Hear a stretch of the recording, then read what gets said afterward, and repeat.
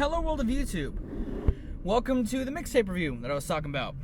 The mixtape in question that I'm reviewing is Tomineek's February 30th. Now, Tomineek is the young rapper that I talked about in my music promotions video.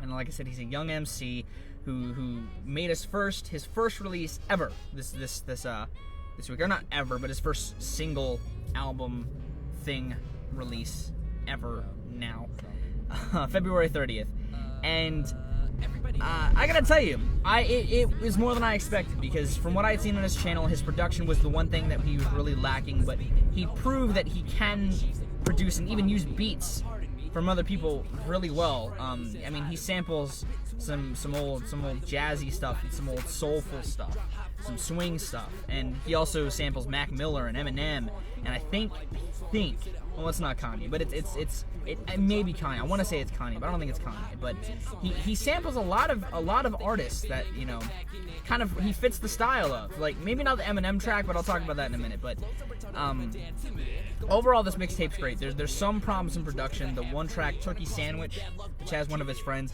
the vocals are pulled back like to where they're almost inaudible. Like, they're kind of buried in the beat a bit, and that's kind of a problem I have with it. But aside from that, he sounds great. His verses are awesome, and he's delivering you a variety of stuff. There's a track, Thoughts from Balcony, which is kind of talking about his dreams and his thoughts like that. From 2012 to infinity, you know, he's talking about how he doesn't want to give up. He doesn't want to get signed, but he wants to be himself. He's talking about how, you know, what to expect from him almost. And he's in that's the same theme that kind of comes up throughout the mixtape, and it's showing that he's a hungry MC. He's spitting like he's hungry, but he wants to be himself. You know, and I think that's good for him to keep in mind, that he wants to stay himself, and he doesn't necessarily want to be signed, but he wants to be popular. And with his flow, with his style, with his wordplay, I think he could do that. I mean, some of it's a bit playful, some of it's a bit childish, but I mean, he has some good punchlines on this thing, and I mean, I think it was smart to do. You know, I think it was smart for him to do it like this, and not necessarily come out just bragging, because he's been told by a lot of people that he can spit. I mean, you can tell because he gets a lot of compliments about it. And the guy can't spit. This kid is impressive to hear rap, you know. But I mean, he does a great job of both pulling himself back and varying up his flow even on some of these tracks. Like, he's not just spitting fast. He has some really good slow verses. And on the Eminem track, the My Name Is track, which he does have, he parodies the introduction to the Slim Shady LP with public service announcement. He has his own, and even in that track where he is vulgar, he does still censor himself. He's playful with it, but I think that track kind of sticks out to me in the fact that it is very different. He is doing something that's like, it's violent, it's gory, it's kind of, but I like it. He's having the same kind of fun that Eminem does on that album, and he does a good job with it. The one problem I have with it is with that track and the Mac Miller sample track, where he lets the own song that he's sampling spit. Like, he has Mac Miller on that track still. He has Eminem on that track still. And that, like,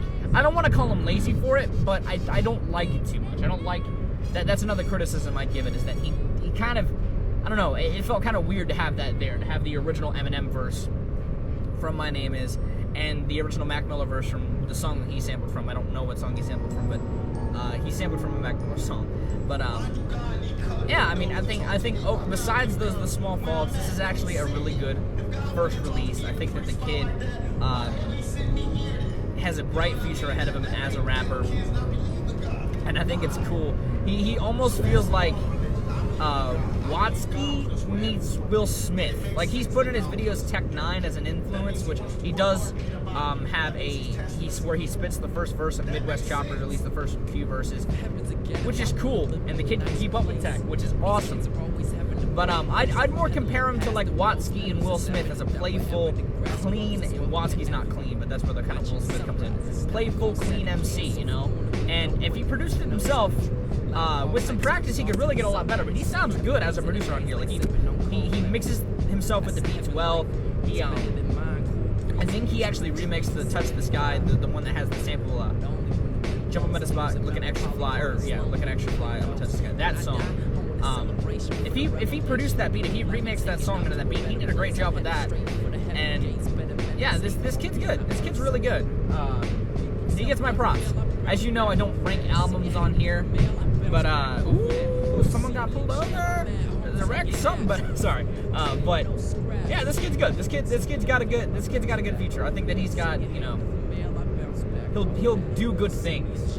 Even if he doesn't get signed, he'll do good things. That's pretty much it. My favorite track on the mixtape. I don't know. I have my iPod in my pocket with the mixtape on. So let's just do it again. Probably If Heaven's a Ghetto. If Heaven's a Ghetto is a really good track. That one's good. And